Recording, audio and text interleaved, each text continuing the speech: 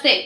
చూసినాం కదా ఈరోజు ఒక మహిళ పరిస్థితి, దారుణమైనటువంటి పరిస్థితి. ఎయిర్పోర్ట్లో ఏం జరిగిందో, దేశానికి పార్లమెంట్లో మరి పార్లమెంట్ అభ్యర్థిగా కాల్పెట్టబోతున్నటువంటి కంగనా రనౌత్ చంప చెళ్ళు మనిపించినటువంటి ధీర వనిత, ఒక రైతు బిడ్డ, రైతుని అవమానించి ఖలిస్తానీ అని తిట్టినటువంటి మహిళకి ఏ విధంగా ఆవేశంతో చెంప చెళ్ళు మనిపించిందో మనం చూసినాం.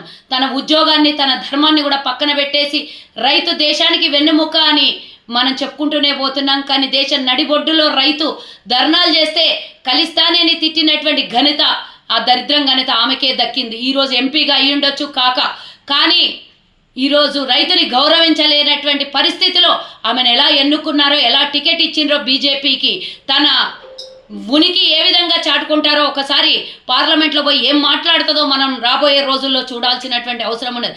ఒంటి మీద సగం బట్టల కన్నా తక్కువగా వేసుకొని ప్రదర్శనలు చేసినటువంటి ఆ మహిళకి వాళ్ళు అవార్డులు రివార్డులు ఇచ్చిండ్రు. ధర్మం దేశం అని చెప్పిండ్రు. ఇదేనా మీ దేశం ధర్మం అనేది ఈరోజు నిజమైనటువంటి హిందువులు ఆలోచించాల్సినటువంటి అవసరం ఉన్నది. నిజంగానే ఒక ఎంపీ అభ్యర్థి మీద చెయ్యి లేపడం నేను కూడా దాన్ని ఏమి అంగీకరించను, నేనేమి వారికి ఒత్తాసు పాడను. కానీ ఒక ఆవేశం అంటే ఏ విధంగా ఉంటుందో, రైతును తిట్టితే ఏ విధంగా ఆవేశం వస్తుందో, నిజమైనటువంటి దేశభక్తురాలైనటువంటి మరి అక్కడ పనిచేస్తున్నటువంటి సెక్యూరిటీ ఆలోచించి మహిళగా ఉన్నటువంటి ఆ మహిళకి హ్యాట్సప్ చెప్తూ, ఈ విధంగా ఎవరైనా వ్యంగ్యంగా దేశ ప్రజల్ని అవమానిస్తే ఏం జరుగుతుందో రాబోయే కాలంలో, సామాన్య ప్రజల చేత అవమానించబడినటువంటి కంగనా రనౌత్ లాంటి ఎవరైనా సరే, ఏ పార్టీకి అతీతంగా ఈరోజు నేను చెప్తున్నా, ఇట్లాంటి వాళ్ళు దేశ రైతుని కానీ, దేశం వ్యక్తిని కానీ, దేశ స్వతంత్రాన్ని అవమానించిన వాళ్ళు ఎవరైనా సరే ఇదే గది పడుతుందని ఆలోచించుకోవాల్సినటువంటి అవసరం ఉన్నది.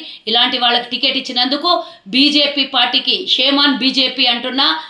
నిజంగా రేపు రాబోయే కాలంలో పార్లమెంట్ అభ్యర్థిగా కూర్చోబోతున్నటువంటి ఈమె ఏ విధమైనటువంటి అవమానాలని ఎదురు చూస్తుందో రేపు రాబోయే కాలంలో మనం చూద్దాం. ఇలాంటి మహిళ దేశానికి ఏ విధమైనటువంటి సేవ చేస్తుందో నాకు తెలియదు, కానీ ఆమె మీద వచ్చేటువంటి ట్రోల్స్ని మాత్రం దేశ ప్రజలు అంగీకరించరు.